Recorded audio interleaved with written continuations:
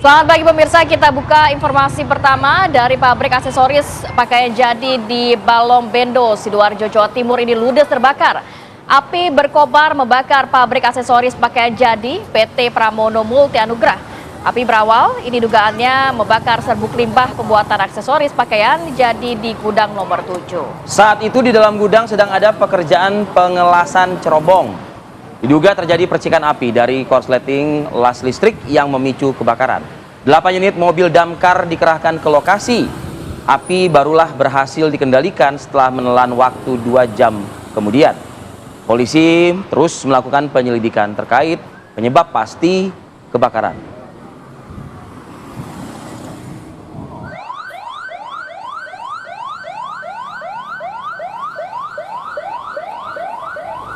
Sementara itu, gudang kain perca yang berada di tengah pemukiman penduduk di Klaten, Jawa Tengah juga ludes terbakar, pemirsa. Banyaknya barang yang mudah terbakar membuat api cepat membesar. Kebakaran gudang kain perca yang terekam dalam video amatir warga ini terjadi di Desa Mandong, Kecamatan Terucuk, Kabupaten Klaten, Jawa Tengah. Dan saat kejadian, gudang dalam kondisi penuh dengan tumpukan kain perca. 2 armada, yakni 2 mobil damkar dan 1 truk tangki air BPBD dikerahkan ke lokasi kejadian. Proses pemadaman ini membutuhkan waktu 2 jam, namun syukurnya tidak ada korban jiwa maupun korban luka dalam peristiwa tersebut dan penyebab kebakaran masih dalam penyelidikan pihak kepolisian. Dua informasi kebakaran yang juga mengingatkan kita akan hal-hal yang bisa memicu terjadinya kebakaran. Ini harus diwaspadai. Mulai dari hal-hal kecil, hal-hal yang mungkin kita anggap sepele selama ini. Untuk itu, selalu waspada pemirsa bagi Anda yang akan mengawali aktivitas pada pagi hari ini. Assalamualaikum warahmatullahi wabarakatuh. Apa kabar Anda? Selamat pagi. Hari ini apa kabar Indonesia Pagi? Rati Rivi sudah menyiapkan beragam informasi salah satunya mengenai Muktamar PKB. Sudah dilangsungkan kemarin di Bali, Vi. Ya. Sudah banyak sentilan-sentilan yang diucapkan oleh Ketua Umum PKB, Caimin. Ya. Kabarnya juga masih ada Muktamar PKB tandingan di Jakarta. Waduh, makin panjang kayaknya nih ya konflik yang terjadi antara dua pihak. PKB Perjuangan kayak mungkin gitu ya. Nggak tahu ya. Oke, tapi nanti kita akan bahas ya dalam sesi dialog nanti. Tapi seperti biasa di awal kebersamaan membuka pada pagi hari ini kami hadirkan dulu highlight informasi di hadapan Anda pemirsa.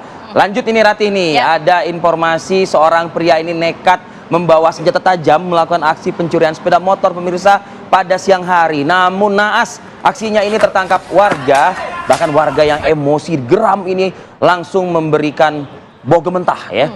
Jadi dihajar hingga babak belur di Jalan Hutan Kenangan Cipondoh, Kota Tangerang, Banten.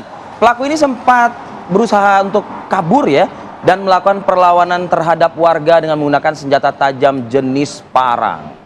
Inilah video amatir warga saat pelaku maling motor menggunakan senjata tajam yang tertangkap dan juga diamuk massa hingga babak belur. Pelaku yang membawa senjata tajam berjenis parang ini sempat melakukan perlawanan terhadap warga pada saat ingin melarikan diri. Kemudian pelaku dapat dilumpuhkan oleh warga dan diikat di tiang menggunakan tali. Setelah tertangkap, pelaku langsung diserahkan ke Polsek Cipondoh untuk ditindak lebih lanjut. Jadi gini, kalau emang ada aksi yang mencurigakan dan lain sebagainya, memang patut kita cegah. Tapi tidak juga berujung kepada main hakim sendiri. Nah, kita negara hukum, percayakan sepenuhnya penegakan hukum pada pihak berwajib. Kita bergeser ya, Vi, dari Tangerang, Banten ke wilayah lain. Ini sejumlah wanita cantik di Ambon, Maluku terekam kamera pengawas saat melakukan aksi pencurian di salah satu toko butik pada Sabtu sore. Aksi pencurian ini kemudian viral di media sosial. Jadi cantik-cantik ini ternyata menipu ya, ternyata pelaku pencurian. Jadi cantik-cantik serigala ya? Bukan. Ya, dalam kamera CCTV terlihat sejumlah wanita dan satu pria ini melakukan aksi pencurian. Tepatnya di salah satu toko pakaian Meli Ludus di Jalan Jenderal Sudirman, Kota Ambon, Maluku. Terlihat sejumlah wanita memasuki toko butik dan berpura-pura melihat pakaian dan langsung mengambil beberapa pakaian dan sejumlah topi. Agar tidak diketahui oleh pemilik toko dan karyawan, sejumlah komplotan pencuri ini menyembunyikan hasil curian di dalam baju dan jaket yang mereka pakai. Pemilik toko mengalami kerugian mencapai jutaan rupiah ya. Ini setelah mengetahui aksi pencurian tokonya, pemilik langsung menyebarkan aksi para komplotan tersebut ke media sosial. Jadi Mungkin ada yang kenal gitu ya. Atau Masihkah sudah cantik kalau misalnya melakukan aksi pencurian, Ti? Kira-kira, Kenapa? Ti? Masihkah cantik gitu? Enggak lah, Enggak ya? cantik parasnya aja, tapi kelakuannya minus. Kalau nggak kaum cantik. pria itu kan biasanya begini kan, mau ganteng, soal Jumat kan gitu kan ya? Iya, kalau mau cantik, Jangan nyuri. nyuri. Oke lah kita geser ya, Via. Baik, Ke ini informasi. ada informasi kotak amal sebuah musola di Desa Pebatan, Kecamatan Wanasari, Brebes, Jawa Tengah ini dicuri pemirsa oleh seorang pria yang datang menggunakan sepeda motor. Dalam aksinya ini pelaku itu merusak kunci gembok kotak amal dan pelaku menguras habis seluruh uang tunai yang diperkirakan lebih dari 1 juta rupiah. Pencurian uang di kotak amal musola ini sudah 3 kali terjadi. Ini informasi didapat dari pengurus musola yang memang juga menyiapkan kamera pengawas atau CCTV. Tapi kalau berbicara mengenai kotak amal banyak yang dicuri, kayaknya harus ada ini ya, apa namanya, mungkin pakai kris, ditulis aja di situ siapa yang mau zakat, infak. Sekarang sih emang udah sedekah, ada sih pakai yang kris aja, benar-benar kayak cetrek gitu. ya. Jadi Kayaknya kayak kalau- apa namanya, dompet elektronik gitu ya. Nah, itu gitu. dia. Tapi nggak tahu Ti, kata orang-orang apa sih kayak Yang paham tokoh-tokoh agama. gitulah ya, tokoh agama. Tapi katanya lebih afdol tuh katanya kan kalau Langsung iya, iya sih, gitu betul katanya juga sih ya. Ti. Ya tapi semoga ada kewaspadaan lebih ya bagi Ya kayak saya aja deh, ke anak aja tuh kalau bisa Jumatan itu dari rumah Titipin uang. udah disiapin tuh duit. Ini nanti masukin ke dalam kotak ya. Jangan mau jajan ya, Jadi Nak, ya. mindsetnya tuh emang udah digituin Ti gitu. Betul. Enggak, sebetulnya begini Ti. Kenapa? Ini rumah ibadah loh gitu loh. Ya harusnya jangan mencuri lah. Jadi Mencuri katanya aja kalau- nggak boleh apalagi di rumah ibadah gitu kan. gitu, Oke, ya kan. kita tinggalkan informasi itu, kita bergeser ke informasi lain ya Via. Viral sebuah video yang menggambarkan detik-detik sebuah kapal nelayan yang sedang berlabuh di dermaga rakyat Nunembaun, Sabu, Kupang, Nusa Tenggara Timur ini terbakar hingga menimbulkan ledakan yang besar. Diduga penyebab terjadi karena kebakaran kapal nelayan ini akibat tersambar api kompor saat seorang ABK tengah memasak. Namun syukurnya tidak ada korban jiwa dalam kejadian ini. Ya memang kebakaran ini sempat membuat geger masyarakat sekitar yang kemudian saat kemudian memenuhi lokasi kejadian. Kapal nelayan ini diketahui baru 4 hari lalu lego jangkar di sekitar perairan Namosain dan kemungkinan akan kembali melaut untuk mencari tangkapan ikan. Dalam kejadian ini tidak ada korban jiwa, namun kapal yang biasa digunakan mencari ikan telah hanyut dan hangus terbakar.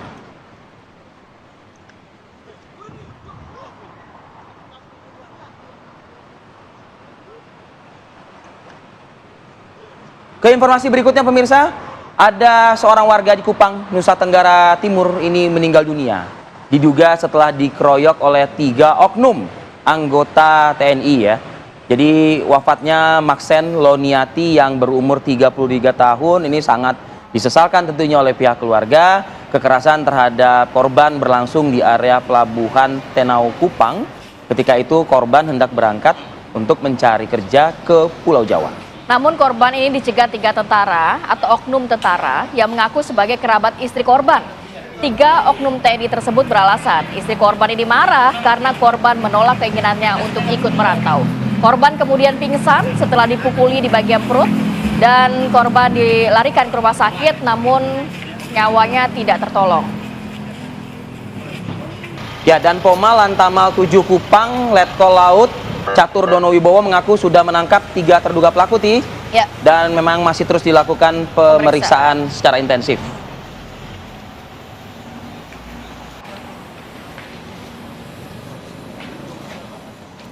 kita bergeser ke informasi selanjutnya pemirsa. Gunung Merapi di perbatasan Jawa Tengah dan Yogyakarta ini kembali meluncurkan guguran awan panas pada hari Minggu dini hari. Dari pengamatan BPPTKG Yogyakarta, awan panas meluncur 1 km ke arah barat daya atau Kali Bebeng. Gunung Merapi juga mengalami kegempaan awan panas 2 kali. Tingkat aktivitas Gunung Merapi kini pada level 3 atau siaga. Warga dihimbau menjauhi daerah yang berbahaya yang memang sudah ditentukan oleh petugas terkait.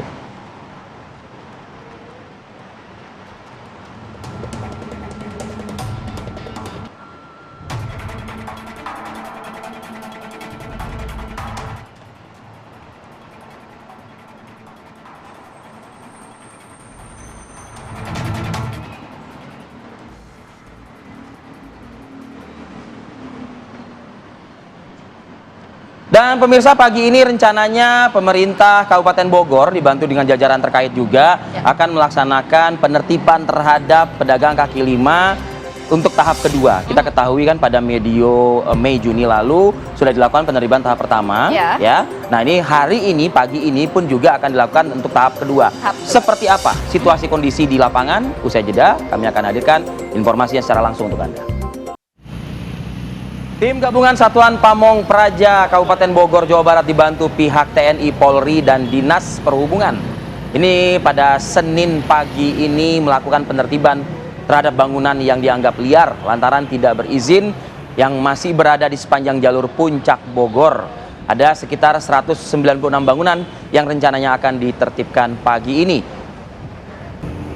90 unit bangunan diketahui sudah dilakukan pembongkaran sendiri oleh pengguna. Bangunan yang akan ditertibkan berada di antara Gantole hingga Warpat perbatasan Bogor Cianjur. Selama penertiban, jalan akan dipergunakan secara bergantian sebelah kiri dan kanan. Jadi bagi Anda pemirsa pagi ini yang ingin beraktivitas dan menjangkau atau melalui jalur Puncak Bogor, Puncak, Cipanas, Cianjur. Nah, harap diperhatikan karena memang harus menggunakan jalur alternatif. Kita akan pantau bagaimana kondisi pagi hari ini, persiapan untuk adanya penggusuran begitu ya, atau penertiban begitu ya.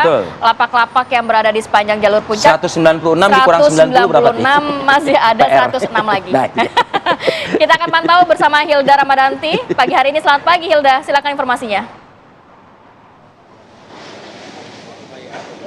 Ya baik, selamat pagi Kamarati dan juga Arif Fadil. Betul sekali, tepat di mana saya mengabarkan saat ini, tepatnya di daerah Gantole maksud kami di daerah Puncak, Jawa Barat. Nah hari ini pemerintah Kabupaten Bogor sedang merencanakan penertiban kaki lima. Nah bisa dilihat pemirsa memang suasana di sini memang masih terlihat sangat berdebu pemirsa karena memang masih melakukan persiapan untuk penggusuran ataupun penertiban pedagang-pedagang kaki lima dari arah Gentole menuju ke atas, yakni menuju ke arah Warpat dan juga ke arah objek wisata Bialala serta restoran Asep Strawberry di daerah Puncak Pas. Nah nantinya pemerintah Kabupaten Bogor juga akan mengerahkan sekitar 80 personil untuk menertibkan pedagang kaki lima hari ini. Dan untuk kondisi rekayasa lalu lintas saat ini memang masih belum diterapkan karena nantinya untuk rekayasa lalu lintas ini sendiri akan diterapkan sistem one way begitu. Nanti jika memang kondisi memungkinkan, jika nanti di sebelah kanan sedang disisir, nanti di sebelah kiri akan ada sistem one way. Begitupun sebaliknya, jika memang nanti di sebelah kiri akan ada penertiban, maka di jalan yang di sebelah kanan akan dilakukan sistem one way. Nah untuk informasi lebih lanjutnya pemirsa, kita akan mewawancarai PJ Kabupaten, maksud kami PJ Bupati Kabupaten Bogor. Nah, sudah ada pemirsa tepat di depan saya. Mari kita berbincang-bincang sebentar mengenai agenda hari ini kira-kira seperti apa mengenai penataan dari pedagang kaki lima. Selamat pagi Bapak Asmawa. Selamat pagi TV One, selamat pagi pemirsa. Pak Asmawa, boleh tolong dijelaskan sedikit nggak nanti penertiban PKL ini sistemnya seperti apa Pak? Jadi hari ini dilaksanakan penataan kawasan Puncak tahap kedua. Sebagaimana kita ketahui bersama bahwa tahap pertama sudah dilaksanakan pada tanggal 24 Juni tahun 2024 kemarin dengan fokus pada 330 bangunan liar. Dan hari ini sebagaimana yang sudah direncanakan oleh pemerintah Kabupaten Bogor bersama tim, maka akan dilakukan penataan pada kurang lebih 196 bangunan liar yang berdiri di sepanjang puncak.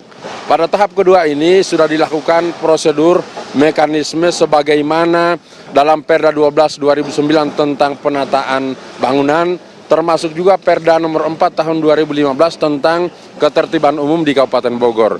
Prinsipnya adalah penataan, penggeseran, dan relokasi karena memang pemerintah Kabupaten Bogor melalui dukungan dari pemerintah pusat, Kementerian PUPR sudah membangun rest area untuk tempat berdagang bagi para pedagang yang ada di sekitar kawasan puncak. Dan hari ini sudah terisi lebih dari 50%, sehingga kami harapkan para pedagang yang ada, yang masih menempati saat ini untuk segera direlokasi. Dari 196 bangunan yang menjadi target pada tahap kedua ini, setelah dilakukan penjelasan sosialisasi, maka sampai pada posisi semalam 90 bangunan sudah dibongkar secara mandiri. Artinya ada kesadaran, dan ini memang menjadi SOP bagi pemerintah Kabupaten Bogor melalui pertama peringatan, kemudian teguran 1, 2, 3, dan perintah untuk membongkar secara mandiri. Adapun yang belum sempat membongkar secara mandiri, mungkin ada hambatan dari sisi peralatan, maka kami memberikan bantuan. Dan hari ini full tim, didukung oleh pertama dari pemerintah pusat, hadir langsung bersama-sama kami, Direktur Penertiban Pemampatan Ruang dari Kementerian Agraria dan Tata Ruang, hadir Pak Agus secara langsung bersama tim, kemudian dukungan dari Kementerian PUPR, dan stakeholder terkait Forkopimda di Kabupaten Bogor, hadir dari Polres, termasuk Brimob, kemudian dari TNI, dari Garnisun, dan OPD lain yang ada di Kabupaten Bogor. Nanti kan ini kan penertiban ini kan berarti tahap kedua ya. Nanti apakah direlokasi ke rest area daerah Gunung Mas juga sama seperti kemarin atau seperti apa, Pak? Betul, semua pedagang yang menempati bangunan liar ini sudah disiapkan warung atau kios di rest area Gunung Mas, dan ini sangat representatif, dan juga kita didukung oleh PTPN. Bahkan PTPN akan memberikan tambahan lahan untuk pembangunan manakala masih dibutuhkan. Kira-kira mengerahkan berapa personil nih Pak untuk hari ini nih, untuk penertiban hari? Ini hari ini kurang lebih 1.200, gabungan dari Satpol PP, Dinas Perhubungan, Damkar, BPBD, kemudian kepolisian, Brimob, TNI dan Garnisun juga termasuk. Pak, berarti ini nanti penertibannya dari arah Gentole ke atas ya Pak ya berarti? Betul, dari arah Gantole sampai ke Puncak Pas, di batas antar Kabupaten Bogor dan Kabupaten Cianjur. Ya. Terima kasih banyak Baik, Bapak terima semua kasih banyak, atas informasi. Nah, begitulah pemirsa kira-kira penjelasan langsung dari PJ Bupati Kabupaten Bogor. Sementara demikian kembali ke studio Kamarati dan juga Arif Fadil. Ya, Hilda, satu pertanyaan saja sih Hilda. Saya melihat di sini sudah siap ya sepertinya ya, petugas gabungan ya di lokasi. Saya tidak melihat nih adanya masyarakat atau pemilik dari kios-kios liar yang akan ditertibkan. Apakah masyarakat memang juga sudah setuju nih dengan dilakukannya penertiban terhadap 196 yang bangunan yang gap liar ini? Ya baik Arif Fadil dan juga Kamarati, memang sejauh ini kami memang belum terpantau ataupun belum memantau dari para pedagang karena memang lokasinya masih agak sedikit ke atas begitu Arif Fadil dan juga Kamarati, sehingga memang di sini hanya ada personil-personil dari tim gabungan dan juga memang bangunan-bangunan yang memang sudah kosong sehingga sedang dirubuhkan dan memang sudah tidak berpenghuni ataupun sudah tidak ada para pedagangnya begitu Arif Fadil dan juga Kamarati. Bisa dilihat juga di depan saya Arif Fadil dan juga Kamarati, memang kondisi saat ini masih sedang dibongkar, dilakukan pembongkaran maksud kami, dan memang warung-warung ataupun para pedagang yang memang berjualan di sini memang sudah tidak ada begitu Arif Fadil dan juga Kamarati. Sementara demikian Arif Fadil kembali ke studio. Baik, terima kasih Hilda Ramadanti melaporkan langsung dari kawasan Puncak Bogor, dan semoga proses penertiban ini dapat berjalan dengan lancar. Ini kan baru tahap kedua ya, mungkin nanti akan dilanjutkan dengan tahap-tahap berikutnya. Semoga sudah disosialisasikan dan juga komunikasi juga terjalin di lapangan ya. Oke, kita harus dilihat dulu sinak, nanti kita akan membahas terkait muktamar tandingan PKB yang akan diselenggarakan di Jakarta. Seperti apa? Kita akan bahas selengkapnya sesaat lagi, tetap bersama kami. Komisi 2 DPR RI, KPU RI, dan pemerintah menyetujui peraturan KPU-PKPU nomor 8 tahun 2024 tentang pencalonan kepala daerah yang mengakomodir putusan Mahkamah Konstitusi atau MK. Peraturan KPU nomor 8 tahun 2024 membahas tentang ambang batas pencalonan kepala daerah dan batas syarat minimum usia calon kepala daerah sesuai putusan MK. Jadi bila mana kita lihat dalam rapat kemarin ya, ini hadir lengkap sebetulnya ya Tih ya. Ada dari KPU, Bawaslu, lalu juga dari DKPP dan Kemenkumham, Kemendagri ya. Jadi cukup padat agendanya, meski berakhir di pukul 11 siang begitu. Akhirnya quorum dan disepakati, dibubuhi tanda tangan juga PKPU nomor 8 tahun 2024.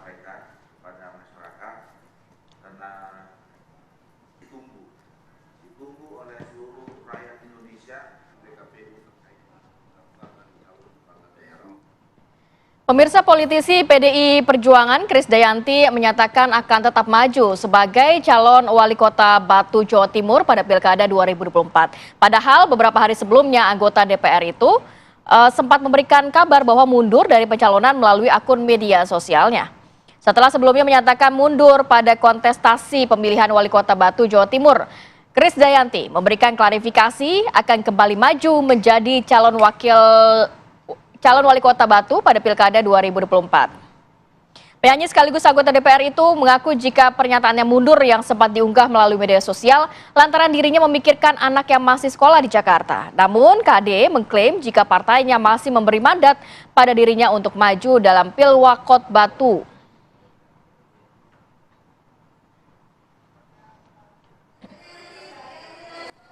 Tahun ini saya dihadapkan dengan kontestasi legislatif. Partai Gerindra resmi mengusung pasangan Ahmad Lutfi dan Taj Yassin Maimun sebagai calon gubernur dan wakil gubernur Jawa Tengah pada Pilkada serentak tahun 2024. Sementara Sekjen Partai Solidaritas Indonesia atau PSI, Raja Juli Antoni menegaskan Kaisang Pangarep tidak akan maju di Pilkada 2024. Partai Gerindra resmi mengusung Ahmad Lutfi dan Taj Yassin Maimun sebagai pasangan bakal calon gubernur dan bakal calon wakil gubernur Jawa Tengah. Surat rekomendasi diberikan langsung oleh Sekretaris Jenderal Partai Gerindra, Ahmad Muzani, di kantor DPP Partai Gerindra Jakarta. Muzani mengungkap pasangan yang akan mendampingi Ahmad Lutfi adalah seorang santri yang berasal dari Jawa Tengah. Mantan Kapolda Jawa Tengah Komjen Polisi Ahmad Lutfi mengapresiasi dukungan yang diberikan oleh Partai Gerindra. Ahmad Lutfi memastikan Taj Yassin Maimun sebagai calon wakil gubernur Jawa Tengah. Sementara itu, Sekjen Partai Solidaritas Indonesia atau PSI, Raja Juli Antoni menegaskan Kaisang Pangarep tidak akan maju di Pilkada 2024. Keputusan tersebut diambil berdasarkan keputusan Mahkamah Konstitusi nomor 70 tentang syarat batas usia calon kepala daerah. Kaisang Pangarep tidak dapat berkontestasi di Pilkada karena belum berusia 30 tahun saat penetapan pasangan calon oleh KPU pada 22 September 2024 nanti.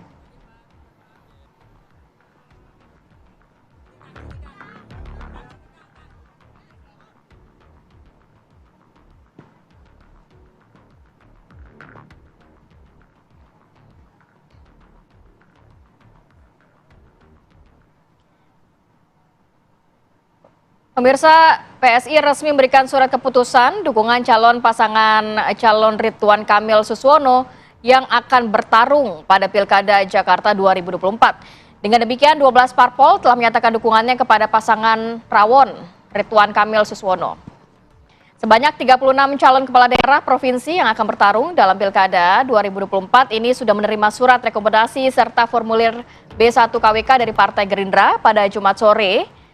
Dan penyerahan surat rekomendasi ini dilakukan oleh Sekretaris Jenderal DPP Gerindra Ahmad Muzani. Sejumlah nama tokoh besar pun turut hadir menerima surat rekomendasi sebagai calon kepala daerah yang diusung oleh Partai Gerindra.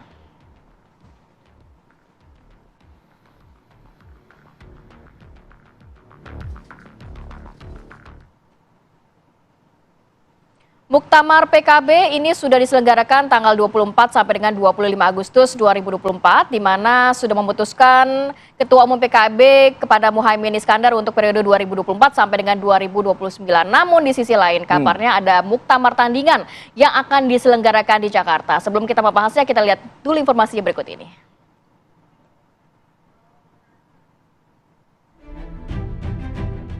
Partai Kebangkitan Bangsa menggelar Muktamar ke-6 di Nusa Dua Bali pada 24-25 Agustus 2024.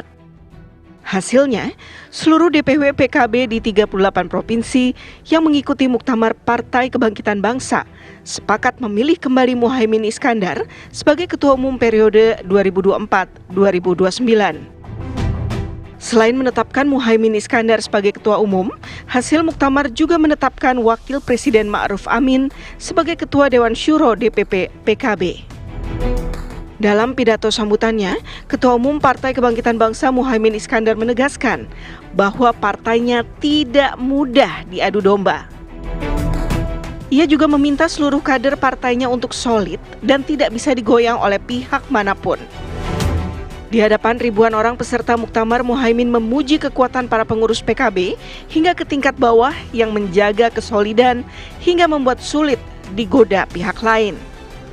Namun, sementara itu, kabarnya di tengah muktamar PKB yang digelar di Bali ini, terembus ada sejumlah pihak yang akan membuat muktamar PKB tandingan.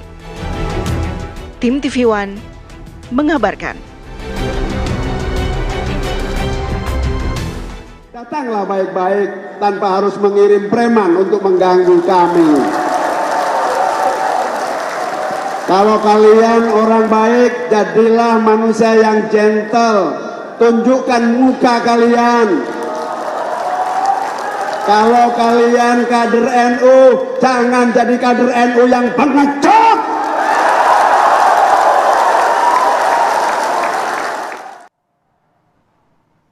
Wuih, meriah banget tuh kayak kongres tuh di Bali ya. Luar biasa ya. Udah kayak nonton bola tuh. Semangatnya.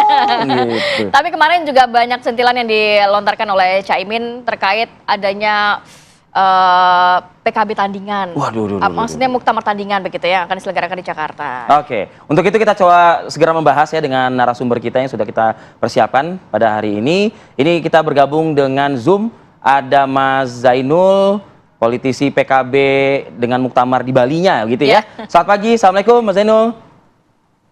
Selamat pagi Mas Arif. Sehat. Terima kasih Mbak Rati. waktunya. Selamat pagi Pagi. Mas Lalu Lukman. juga ada Mas Lukman. Nah, Mas Lukman ini juga politisi PKB dengan rencana muktamarnya di Jakarta ya, insya Allah gitu ya, Mas Lukman. Insya Allah. Assalamualaikum, Mas Insya Zainul. Ya Allah. Waalaikumsalam. Waalaikumsalam. Sehat-sehat Mas Lukman.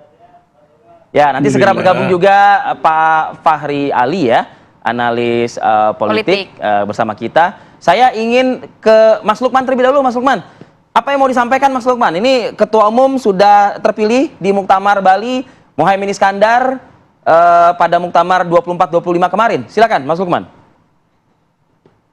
Ya, yang pertama kami ingin menyampaikan bahwa Muktamar PKB di Bali ini banyak sekali kekurangannya, ya. Dan boleh kami katakan sebagai muktamar yang sesat lah kira-kira gitu ya. Karena apa? Karena pertama ada saran dari PBNU yang untuk menunda muktamar di Bali karena beberapa alasan, termasuk alasan prinsipil, yaitu PBNU sedang mendalami beberapa persoalan yang harus diselesaikan sebenarnya di dalam muktamar, ya. Terus yang kedua, kami melihat bahwa ada bahkan banyak cabang yang itu dibekukan menjelang muktamar terjadi karena mungkin dianggap sebagai cabang-cabang yang tidak berpihak kepada Caimin untuk dikukuhkan kembali sebagai ketua umum. Kemudian cabang-cabang yang mungkin tidak melaporkan saya ke kepolisian, ya.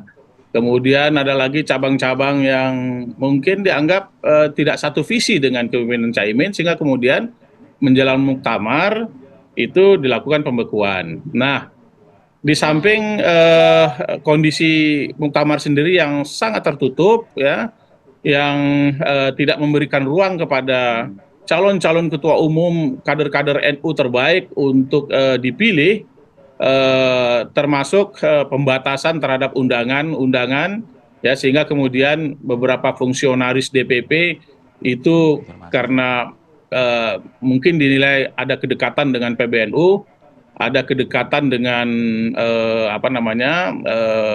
pihak-pihak yang tidak setuju dengan kepemimpinan Caimin, kemudian tidak diundang, ya. Nah, saya menilai dan kami menilai ini kok muktamar seharusnya sebagai ajang rekonsiliasi semua pihak yang ingin membesarkan PKB, tapi justru dibuat menjadi muktamar yang tertutup, ya, yang dikawal polisi, dikawal pecalang-pecalang, ya, sehingga kemudian tanpa ada identitas yang jelas. Maksud saya identitas yang jelas itu identitas dukungannya kepada Caimin itu tidak boleh masuk di arena muktamar. Nah, sehingga kemudian kami beberapa fungsionaris yang lain juga, ya, fungsionaris DPP PKB itu menghubungi kami untuk kemudian melakukan konsolidasi kira-kira Untuk membuat apa muktamar tindakan tandingan kita di Jakarta. selanjutnya untuk menjawab Oke, Bang segala Lukman. macam persoalan yang kami sebutkan tadi. Kira-kira Oke, seperti itu. terkait nanti nanti kita akan dalami terkait muktamar tandingan yang di Jakarta. Tapi saya mau ke Bang Zainul dulu. Tadi dikatakan ada sejumlah kekurangan muktamar di Bali kemarin, bahkan ada sejumlah cabang yang juga dibekukan yang memang tidak sejalan untuk mendukung Caimin. Ini komentar Anda seperti apa? Ya, pertama-tama kami ingin menyampaikan terima kasih dan penghargaan yang setinggi-tingginya kepada masyarakat Bali yang sudah memberikan kesempatan kepada PKB untuk menyelenggarakan muktamar dengan lancar, aman, dan sukses. Tidak ada ini, dan mohon maaf jika kemarin ada orang-orang yang tidak bertanggung jawab, preman-preman, para perusuh yang ingin berupaya untuk mengganggu berjalannya muktamar PKB di Bali. Terima kasih kepada warga Bali yang sudah ikut menjaga dengan baik kegiatan muktamar ini dan juga menjaga citra Indonesia di mata dunia, karena Bali ini adalah kota wisata dan kami PKB berkomitmen untuk menjaga itu semuanya. Yang kedua, perlu kami sampaikan bahwa muktamar PKB di Bali adalah muktamar yang legitimate, yang legal dan konstitusional. Selain itu tidak ada muktamar PKB.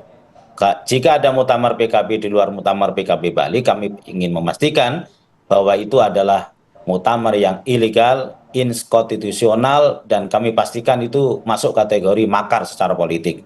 Dan oleh karena itu aparat penegak hukum harus mengambil tindakan.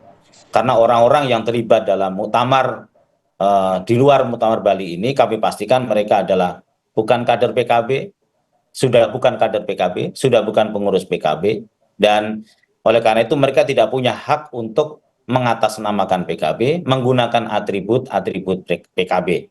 Itu yang kedua. Yang ketiga adalah bahwa muktamar PKB di Bali kita selenggarakan sesuai dengan anggaran dasar dan anggaran rumah tangga. Tidak ada istilah yang tertutup. Kenapa? Karena seluruh peserta muktamar dari utusan DPW dan DPC dan juga DPP semuanya sudah terundang dengan baik, sudah hadir 98% dari 514 cabang dari 38 DPW.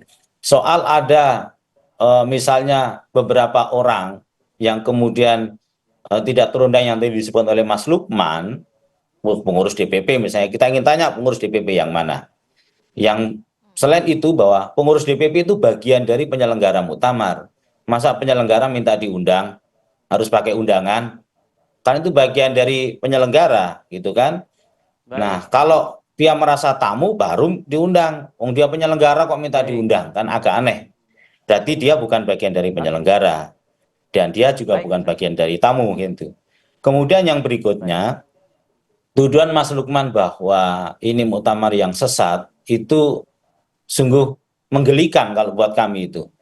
Ini kan ada 514 DPC, ada 38 DPW, dihadiri wakil presiden yang juga ketua tim 5 pendiri PKB, dihadiri Menko Polhukam, dihadiri sebegitu banyak tamu undangan yang ada. Ya kan, kok dibilang sesat itu? Berarti Mas Lukman menganggap Wapres ini hadir di acara yang sesat dong, kan gitu. Itu. Selain itu, kalau soal sesat menyesatkan, ini ada 16 juta pemilih PKB yang sudah mempercayakan kepada PKB. Kemudian harus disandingkan dengan misalnya kelompok kecil yang itu kita anggap secara proporsinya juga sangat kecil sekali, hanya suara-suara di pinggiran yang ini. Jadi saya kira yang sesat itu yang siapa? Itu ibaratnya kan ada anak 10 anak bermain, ya kan? Kemudian tiba-tiba ada satu anak yang kemudian lepas dari kelompoknya, terus ketemu polisi, terus lapor ke polisi. Pak, mohon maaf, saya ini main sama teman saya, yang 9 tersesat. Bilang begitu kan? Nah, polisi akan bisa bilang bahwa, loh kamu main berapa orang? Saya bermain 10 orang. Terus yang 9 mana? Saya nggak tahu, saya di sini.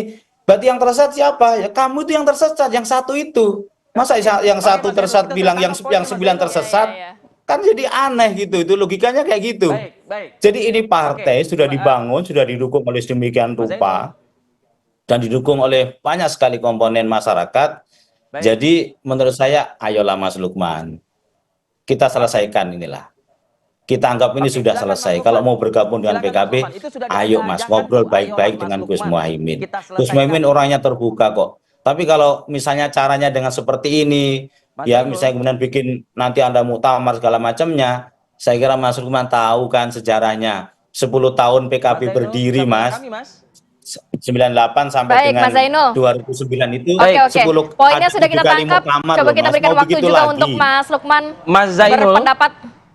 Oke. Oke, silakan Mas Lukman dikomentari. Ya, karena melihat ya kalau pembukaannya sih oke ya, banyak tamu-tamu yang datang ya. Tapi kemudian setelah pembukaan itu kesesatan itu terjadi ya.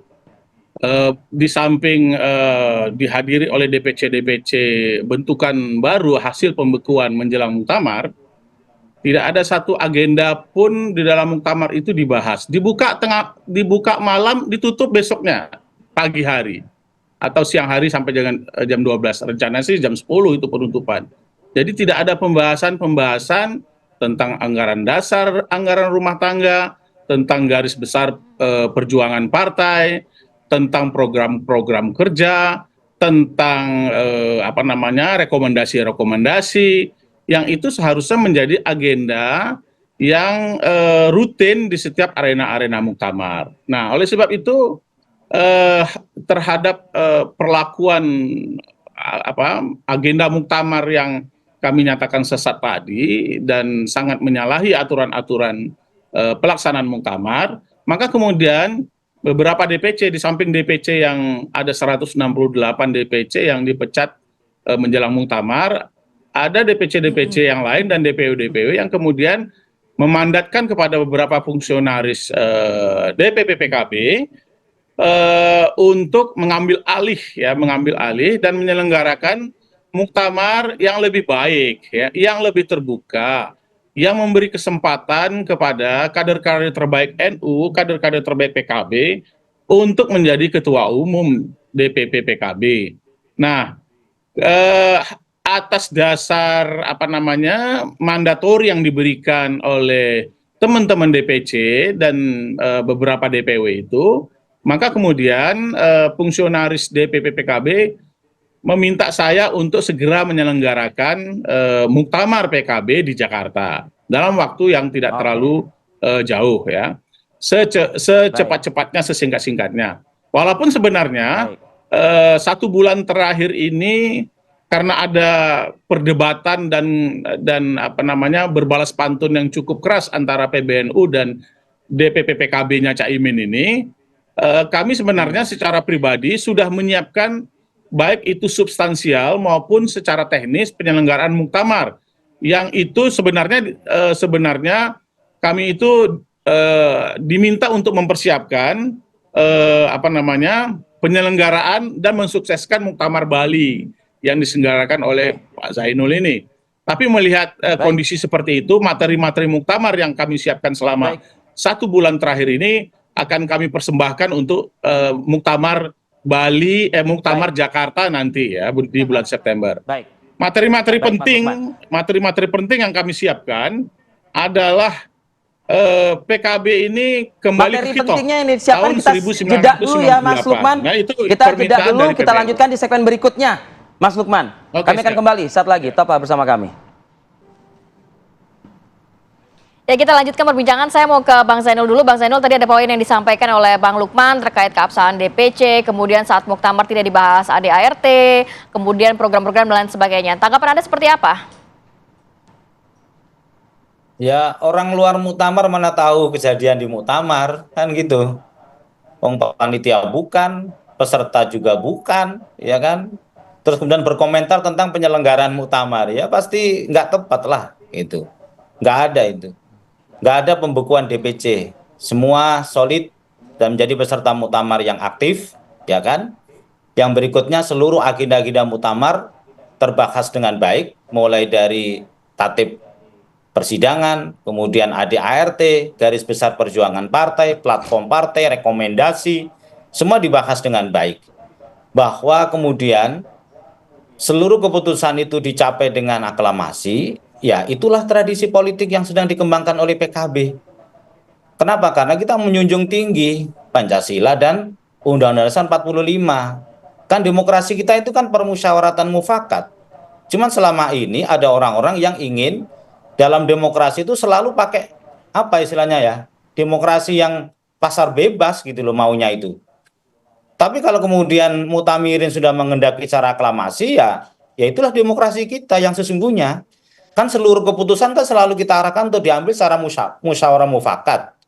Ketika tidak tercapai musyawarah mufakat barulah kemudian ada one man one vote. Tapi kalau muktamar atau demokrasi yang sudah bisa dicapai melalui musyawarah mufakat untuk apa one man one vote, ya kan? Jangan dibalik-balik. Sejak kapan demokrasi harus one man one vote dalam tradisi politik Indonesia itu? Dan sudah bisa disaksikan dalam video-video muktamar PKB dan itu kan live. Muktamar PKB itu nggak tertutup Mas Lukman, itu live. 24 jam penyelenggaraan muktamar itu melalui channelnya YouTube-nya PKB, semua orang bisa menyaksikan seluruh kejadian yang ada di muktamar PKB itu. Oke. Dan ketika Mas Zainul. 511 DPC menyampaikan aklamasi, mendukung menerima LPJ dan juga mendukung perubahan ADART, kemudian menyetujui platform PKB, semuanya secara aklamasi. Tidak berarti kemudian itu tidak demokratis, itu juga demokratis. Oke. Pembahasan tentang materi-materi muktamar itu sudah kita sudah kita sampaikan ke para muhtamirin, bahkan diskusinya sudah jauh-jauh hari sebetulnya. Dan di muktamar kita pertegas lagi, pembahasan lagi, tapi karena sudah pembahasannya sudah mengerucut semuanya, ya saya kira muhtamirin dalam konteks ini ya untuk apa kemudian kita harus berdebat panjang-panjang, wong apa istilahnya seluruh materi sudah kita selesaikan dalam konteks yang ini. Baik. Oke, Mas Zainul, tadi Anda menyebutkan ya mereka nggak mana tahu karena mereka tidak ada di dalam ruangan begitu. Ya bagaimana mereka mau masuk ya mungkin bagi sebagian teman-teman di kubunya Lukman Edy begitu, bagaimana mereka mau masuk kalau misalnya mereka aja udah dituding sebagai preman gitu Mas Zainul. Gimana Anda menjawab tudingan atau hal ini? Kalau yang kemarin demo di dekat lokasi itu kan memang preman. Kalau bukan preman apa mereka ini? Wong mereka kader bukan, pengurus juga bukan, ya kan? Saya tidak mengatakan Mas Lukman preman, bukan loh, enggak. Saya tidak mengatakan itu loh ya. Yang demo kemarin itu jelas preman. Ya kan, preman berbaju PKB, ada yang ngasih baju PKB itu aja.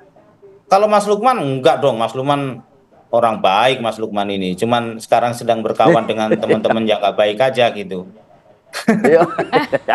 Oke deh.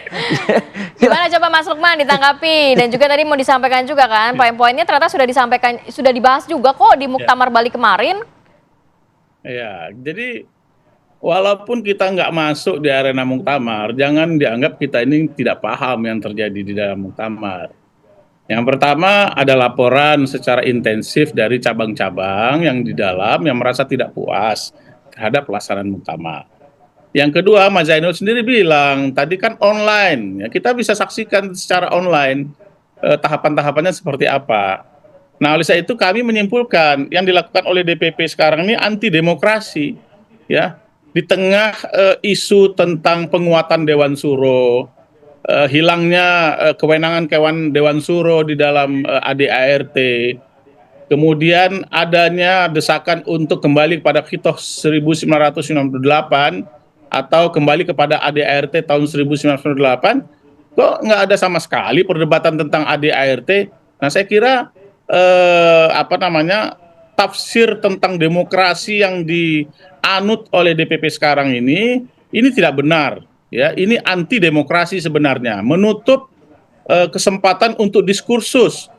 Ya, anak-anak NU ini, anak-anak PKB ini otaknya cerdas-cerdas kalau dalam soal politik ya.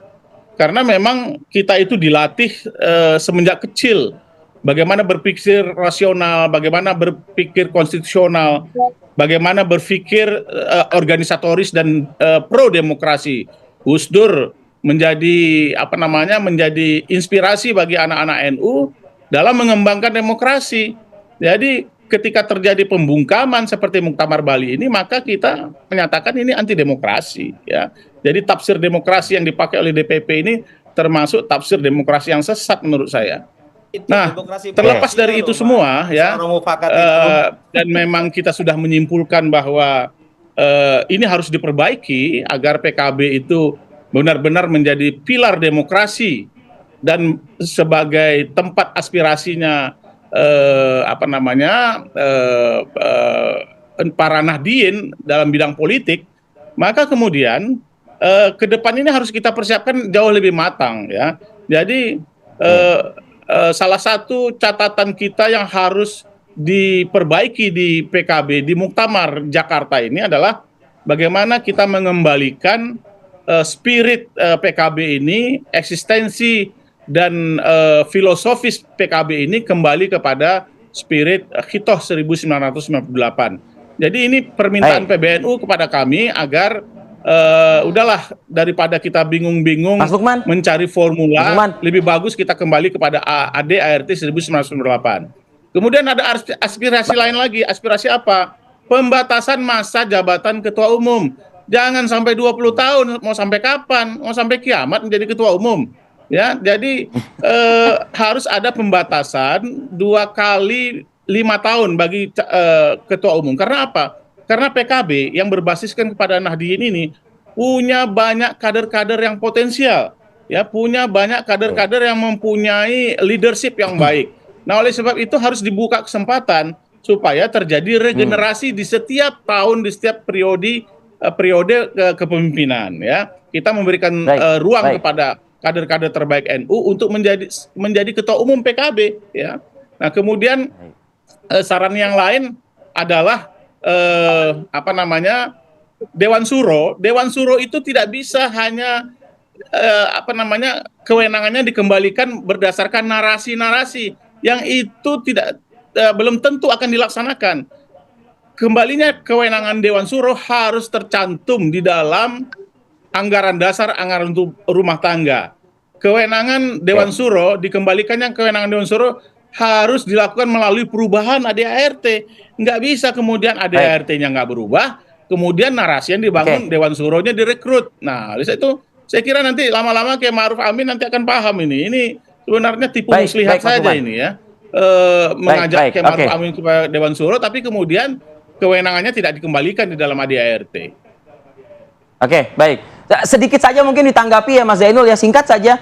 Ini mau sampai kapan jabatan ketua umum? Mau sampai seumur hidup 20 tahun gitu. Mungkin bisa Anda tanggapi soal ini nih. Ya, Muktamar itu adalah forum tertinggi bagi seluruh kader dan pengurus PKB. Apa yang diputuskan oleh Muktamar itu sangat legitimit. Ya, terserah Muktamirin.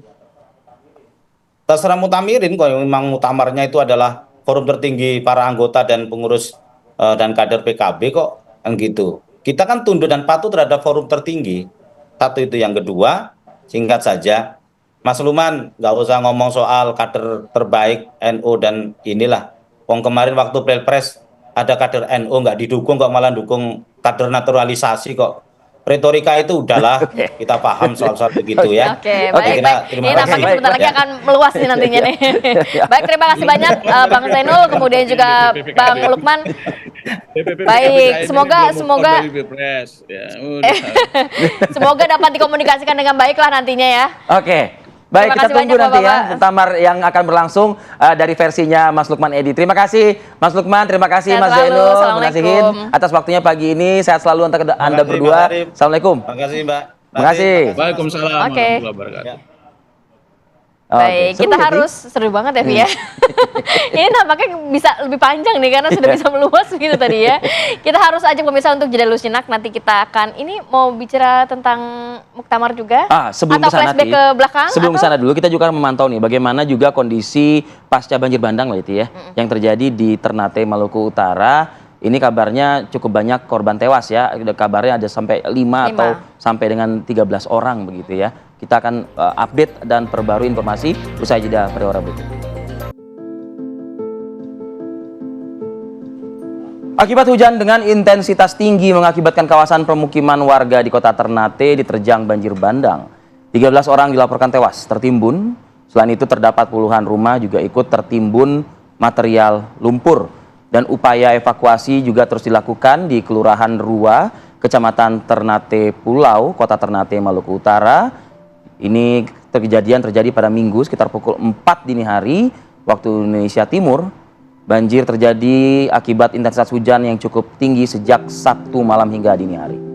Dan seperti apa pembaruan informasi sekaligus juga ingin mengkonfirmasi berapa sebenarnya jumlah korban tewas. Karena kalau kita mengacu ke laman media online gitu, ada yang mengatakan 5, ada yang mengatakan 7, bahkan juga 13. Gitu ya. Kita akan ajak pemirsa untuk memantau bersama rekan kami Iqbal Hamzah. Selamat pagi Iqbal, bagaimana proses evakuasi yang dilakukan di sana dan jumlah korban terupdate mungkin ya? Silakan.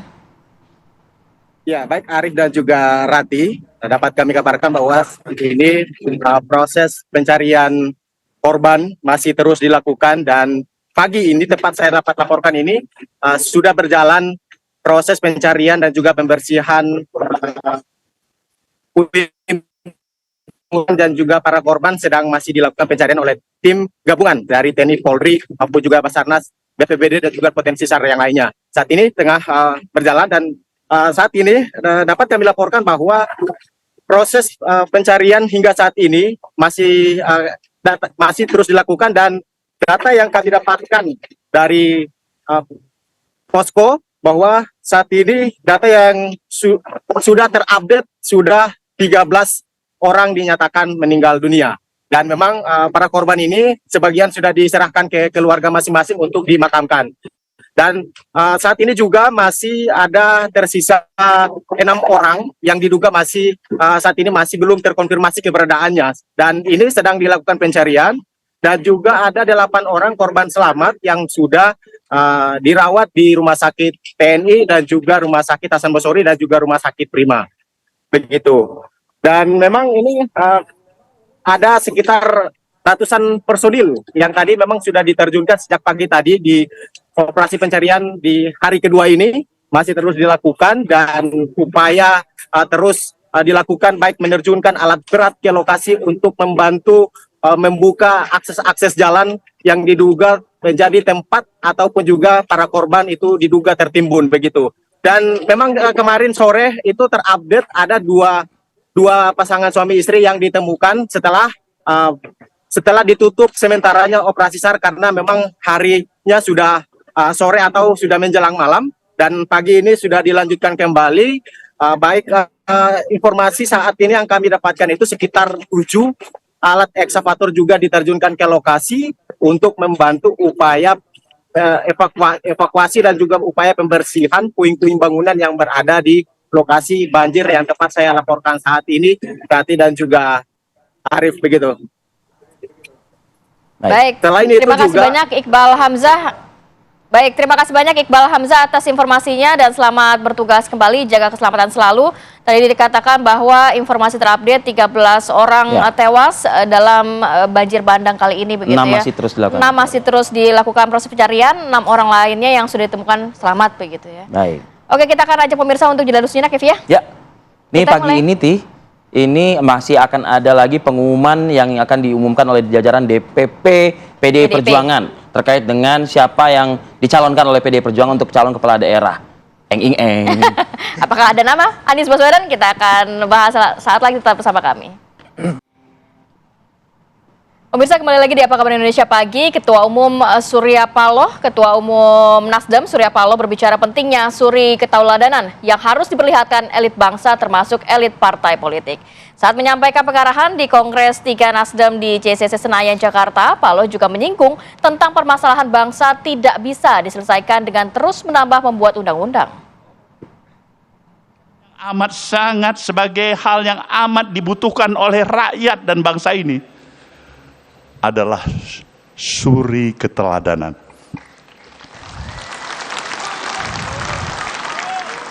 Di sana sebenarnya permasalahan, kalaupun kita menghadapi permasalahan, suri keteladanan, konsistensi kita atas ucapan dan perbuatan. Tidak mungkin kita mengatasi permasalahan ini hanya membuat tambahan undang-undang. Undang-undang yang ada kita buat lagi undang-undang dan kita buat lagi undang-undang.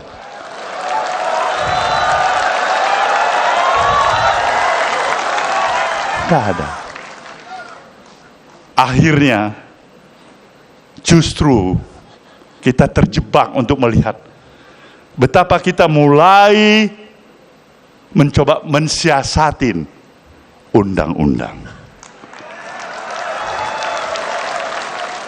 Ini yang menjadi forum kongres ketiga partai ini. Saya ingin menyatakan kita harus bersatu.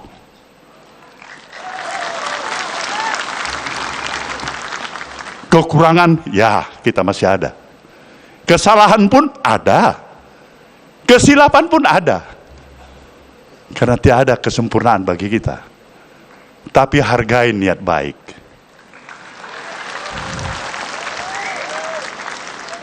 Nasdem ingin membuka mata hati dan kata hati kita semuanya.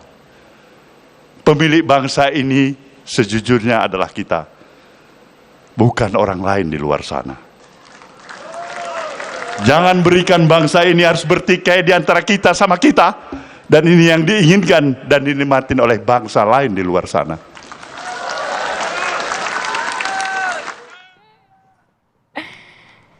Ya, yang menarik juga kemarin dalam Kongres Partai Nasdem terlihat calon kepala daerah ya, yang masih belum tahu akan diusung oleh siapa, Anies Baswedan begitu kan. Ini kita tinggal menghitung jam aja, Vi, bahwa nanti akan dibuka dari pendaftaran calon kepala daerah. Ya. Besok kan. Jangan besok. Apa tuh? Pagi ini jam 1 siang nanti juga salah satu partai, udah sebut aja PDI Perjuangan. tapi nanti apakah di gelombang ketiga yang diumumkan PDI Perjuangan ini ada nama Anies Baswedan? Apakah mungkin Ketua Umum PDI Perjuangan juga masih ada pertimbangan lain untuk mengusung siapa yang akan dimajukan di Pilkada Jakarta? Kita lihat dulu informasinya.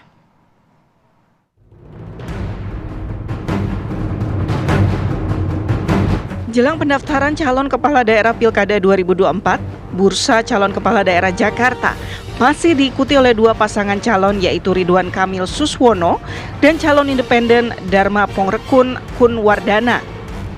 Namun, pasca Komisi 2 DPR RI resmi menyetujui revisi PKPU tentang pilkada dengan mengakomodir dua putusan MK, kans PDIP untuk mengusung nama calon gubernur dan wakil gubernur sendiri terbuka lebar. Nama Anies Baswedan terus mencuat, digadang-gadang akan diusung partai besutan Megawati ini. Pertemuan Anies dengan sejumlah pengurus DPD PDIP Jakarta dianggap angin segar dan menjadi pertanda kuat Partai Merah akan melabuhkan pilihannya ke Anies. Namun, jelang pendaftaran PDIP sepertinya belum memberi sinyal nama Anies akan diumumkan sebagai calon gubernur Jakarta. Lantas, akankah nama Anies Baswedan benar-benar diumumkan PDIP sebagai Bacagub Jakarta? Atau justru PDIP sejatinya telah mengantongi nama Bacagubnya sendiri? Tim TV One mengabarkan.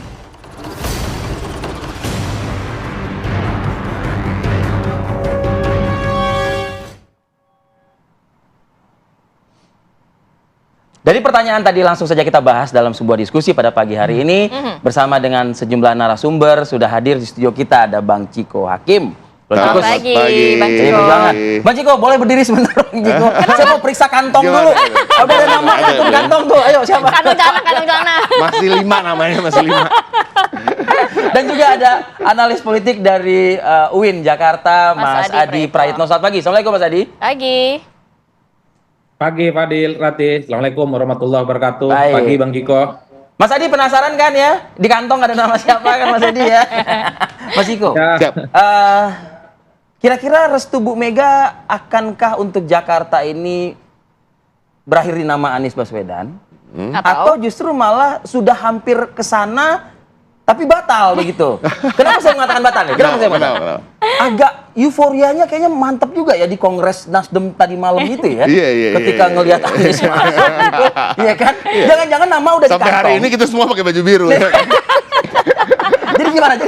Namanya siapa di kantong Bu Mega nih? Tapi itu menarik ya, kehadiran Anies Baswedan tadi malam di Nasdem ya. Disambut meriah. Iya, ya, iya, sepertinya kader Nasdem Kira-kira jam 1 siang nanti semeriah tadi malam nggak Nasdem kira-kira? pengennya Anies Baswedan. Tapi pertanyaannya kan kenapa enggak? Kan sekarang sudah memungkinkan setelah Iya, putusan iya. MK ya kan. Walaupun sudah Jadi, bersama Kim Plus begitu ya. Tidak harus bersama PDI Perjuangan, kartunya Mas Anies masih hidup lah ya, kira-kira ya. Bisa lah. Masih bisa lah Ya, ya, oke. kira-kira. Itu satu. Yang kedua, seberapa besar peluang Anies Baswedan, peluang Mas Anies hari ini besar, tapi sama besarnya dengan peluang Pak Ahok, peluang Mas 50-50 dong Jarod, berarti, oh. sama peluang Bang Rano Karno. Ya. Mungkin nggak 50-50, semuanya Di salah satu media 30 online something ada- persen lah ya. Mungkin ada Di salah satu 3 media online sekarang ada yang sudah wajahnya Mas Hinton mengerucut juga loh, ternyata loh, masuk juga loh. Betul, Iya, nama Bang Masinton, tapi mungkin sebagai wakil ya kan, atau juga Mas Hendy juga namanya juga mencuat. Hendra Priyadi. Jadi intinya semua peluangnya sama dan ini mestinya cukup berbangga ya. Bisa dikatakan Mas Anies ini peluangnya sama dengan kader-kader dari internal, ya dong harusnya. Iya. Jadi intinya tunggu aja lah. Yang paling tahu Tunggu aja. siapa yang akan Udah di diusung. kantong loh, Mas Yang Diko. paling tahu siapa yang akan diusung adalah Ibu Megawati Soekarno Megawati, Putri. Dan betul. mungkin detik ini pun Ibu Mega juga belum yakin siapa. Jadi nanti mungkin sebelum Jadi jam 1 masih- tadi ya kan beliau yang akan mengumumkan dan kita tidak bisa mendahului itu ya teman-teman di DPP sekalipun. Tapi kan kita sudah lihat Pak Anies juga punya niatan untuk Datang ke betul-betul DPD ya. sowan ya kan. Dan juga bicara soal sinkronisasi terkait gagasannya ke depan, visi misinya. Tapi itu lebih terkait dengan bangsa. Ya, kita kan kalau mengutip apa yang disampaikan Bang Surya Paloh tadi, ya persatuan itu kan penting. Ya persatuan itu kan caranya tidak harus bersatu dalam satu kelompok, tapi bersatu dalam pemikiran besar bersama untuk menuju Indonesia yang baik. Menyelesaikan permasalahan publik harus bersatu kata Bang Surya kan. Betul, salah satunya kan bersatu itu jangan salah, bersatu itu bisa bersilang pendapat. Karena gini, kalau cuma bersatu semuanya ngekor dari satu patron, nah artinya bukan menyelesaikan bersama, ya kan satu orang yang menyelesaikan, yang lain harus ikut kan gitu. Berarti kan harus bersatu itu yang baik di suatu sistem yang kita sebut demokrasi. Harus ada silang pendapat, harus ada aspirasi yang berbeda, yang kita harus godok, kita harus exercise bersama, ya kan mana yang lebih baik ya, yang kalah mungkin dalam artian bukan aspirasinya yang dengar atau bukan gagasannya ya nggak apa-apa. Nah, di nanti internal try PDIP again sendiri- later itu bersatu ya Di kan. internal membangun. PDIP sendiri ada perbedaan pendapat nggak bicara soal nama Anies Rashid Baswedan? Nggak ada gini. Masa? Nggak ada. Kita gini, karena buat kita ini soal Jakarta, ini soal rakyat Jakarta, ini soal Indonesia. Ini bukan soal seorang Anies Baswedan, ini bukan soal Ahok. Ahok dan Anies itu kecil kalau dibandingkan dengan kepentingan rakyat Jakarta, Oh, iya dong. dibandingkan dengan kepentingan iya dong. bangsa dan negara. Jadi buat kami itu nomor satu adalah bagaimana siapa pemimpin yang paling mampu bisa menyejahterakan rakyat Jakarta. Iya. Oke, kita juga coba tanya ya ke Mas Adi ya, dan juga ada Bang Ahmad Doli Kurnia. Oh, udah gabung ya? Politisi Partai Golkar. Selamat pagi Bang Doli. Pagi, Assalamualaikum Bang Doli. Selamat pagi, Waalaikumsalam warahmatullahi wabarakatuh. Oke, sebelum itu saya mau ke Mas Adi dulu deh. Mas Adi, saya penasaran nih Mas Adi, melihat kemarin Anies datang di Kongres Partai Nasdem, padahal sebelumnya sempat sowan ke PDI Perjuangan, dan juga belum ada keputusan dari Ketua Umum PDI Perjuangan, siapa nantinya akan dimajukan dalam Pilkada Jakarta. Kalau melihat prediksilah dari seorang analis politik seperti apa? Ya saya kira Anies pastinya punya kesempatan untuk bisa maju di Pilkada Jakarta melalui PDIP. Tanda-tandanya cukup banyak. Pertama misalnya Anies Baswedan itu selalu disebut dan masuk nominasi soal sosok yang kemungkinan akan diusung. Yang kedua, kunjungan ke DPD PDIP Jakarta beberapa hari kemarin itu kan menjadi penebal betapa sebenarnya PDIP sedang mencari titik temu soal bagaimana berkoalisi dengan Anies Baswedan. Karena kita tahu bahwa selama ini memang antara Anies dan PDIP ini kan bainas sama wal lubang sumur. Jadi bagaikan langit dan lubang sumur yang saya kira memang sangat sulit untuk disatukan sama yang lain. Per hari ini sekalipun orang seperti Bang Jiko dan elit-elit PDIP yang lain tidak pernah lagi menyerang Anies Baswedan. Bahkan yang muncul itu adalah kalimatun sawa, kalimat-kalimat yang kemudian mengidentifikasi kesamaan antara Anies dan PDIP yang saya kira ini bisa menjadi bumbu penyedap soal kemungkinan bagaimana PDIP dan Anies sebenarnya tinggal menunggu orang nomor satu di PDIP namanya Megawati Soekarno Putri. Pada level elit, pada level struktur, pada level jubir, sepertinya PDIP ini memang tidak bisa menyembunyikan perasaannya bahwa Anies merupakan sosok yang sangat mungkin akan mereka usung. Tentu dengan kalkulasi politik yang cukup rasional, karena kalau kita membaca angka statistik, hanya Anies lah yang kemudian relatif kompetitif untuk bisa head to head dan bersaing dengan Ridwan Kamil, Suswono yang diusung oleh koalisi mayoritas dan diusung oleh mesin politik yang cukup mendidih. Mengingat Kim Plus ini adalah kekuatan politik yang menurut saya bukan remeh-temeh, tapi terbukti misalnya dalam Pilpres 2024 yang kemarin mereka terbukti menang di Jakarta. Jadi dalam konteks itulah PDIP yang hari ini sendirian tidak diajak dalam koalisi mayoritas butuh nama besar. Salah satu jawabannya ada di Anies Baswedan.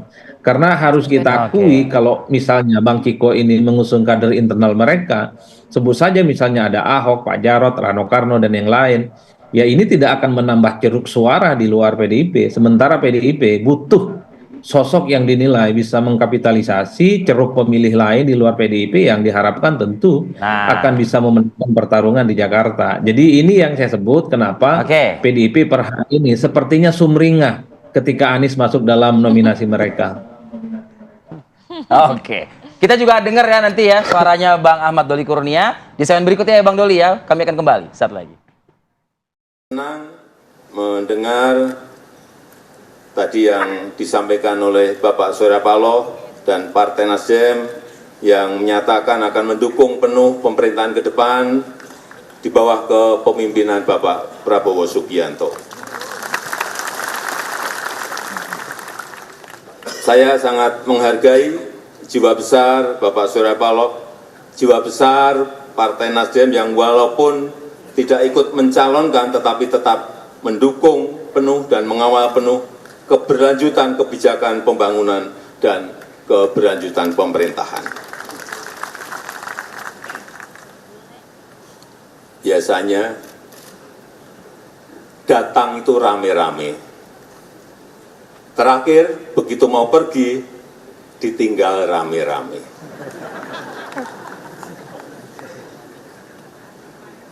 Tapi saya yakin itu tidak dengan Bapak Surya Paloh, tidak dengan Bang Surya, dan tidak juga dengan Nasdem. Ya, saya ingin kembali lagi melanjutkan diskusi dengan politikus Partai Golkar, Bang Doli Kurnia. Bang Doli, pukul 1 nanti nih, PDI Perjuangan akan mengumumkan tahap ketiga ya. Lagi-lagi yang masih ditunggu-tunggu kalau bicara soal Jakarta, tentu Ridwan Kamil, Suswono, lalu juga pasangan calon dari jalur independen. Ya. Nah, nama Anies Baswedan. Bang Doli menyikapi ini bagaimana? Ya, saya kira itu merupakan kewenangan ya kedaulatan masing-masing partai politik yang sekarang punya fasilitas baru setelah putusan Mahkamah Konstitusi. Ya, jadi itu sebuah konsekuensi yang harus dihadapi, dijalani begitu, dan tidak ada yang bisa menghambat ketika sebuah peraturan memungkinkan untuk kemudian bertambahnya kandidat atau pasangan calon di masing-masing daerah, bukan hanya Jakarta saja. Nah, kami tentu Partai Golkar yang sudah memantapkan kemarin memberikan dukungan kepada Saudara Ridwan Kamil dan juga sudah punya pasangan Pak Suswono dan kemudian juga sudah mendapat dukungan dari sekian partai politik. 12 ya. Tentu kita sudah bismillah jalan ya, apapun yang kemudian nanti akan kita hadapi. Nah, tentu nanti akan ada perubahan strategi ya tentu berbeda antara menghadapi satu pasangan dengan menghadapi 2 atau 3 pasangan calon. Jadi saya kira ini nanti akan menjadi kompetisi yang cukup menarik dan tentu kita harus ya apapun ya ketika kita sudah berlayar ya pantang surut ya, kita jalan terus, mudah-mudahan sampai kepada tujuan, dan ini menunjukkan bahwa nanti ya memberikan dorongan kepada kami untuk bisa bekerja, melakukan konsolidasi lebih serius lagi. Ya, Bang Doli, tapi kalau melihat dari hasil survei atau selama ini kan yang bertengger di posisi 1 masih Anies Baswedan begitu ya, Ridwan Kamil di posisi ketiga. Sedangkan kalau diusung oleh PDI Perjuangan, PDIP sendiri suaranya di Jakarta cukup mendominasi. Di urutan kedua begitu Bang. Apakah ini cukup mengkhawatirkan untuk Kim Plus? Iya, saya kira kan tentu hasil-hasil survei yang selama ini ada itu menjadi dorongan ya, menjadi motivasi tersendiri buat kami, karena kompetisi sesungguhnya itu kan adalah di lapangan ya, dan hasilnya nanti kemudian kita lihat pada tanggal 27 November. Jadi waktu masih ada untuk melakukan konsolidasi, dan kemudian tentu hasil-hasil survei yang disampaikan oleh pada kawan-kawan lembaga survei itu menjadi catatan lah ya buat kami untuk bekerja lebih keras, lebih serius. Bang Doli, jadi artinya dengan kekuatan dukungan dari 12 partai, lalu juga elektabilitas Ridwan Kamil, begitu, termasuk juga berpasangan dengan PKS. Nah, kan begitu, yang notabene ini juara 1 di DKI Jakarta. Sanggup menghadapi bila mana pukul 1 siang nanti nama Anies Baswedan diumumkan oleh Ketua Umum PDI Perjuangan, Bang? Yakin tuh, Bang? Ya harus sanggup ya, harus sanggup, no point to return ya. Kita sudah menyepakati, kita sudah punya calon, ya harus jalan terus. Makanya saya katakan apapun yang kita hadapi ke depan, siapapun lawan yang akan kita hadapi, ya kita jalan terus. Tentu yang saya katakan tadi bahwa ada perbedaan-perbedaan strategi nanti yang akan kita lakukan, ada penyempurnaan langkah-langkah konsolidasi yang tadi ya, ketika menghadapi satu calon tentu akan berbeda dengan menghadapi 2 atau 3 calon kan, dan ini bukan hanya berlaku di Jakarta tapi di seluruh Indonesia.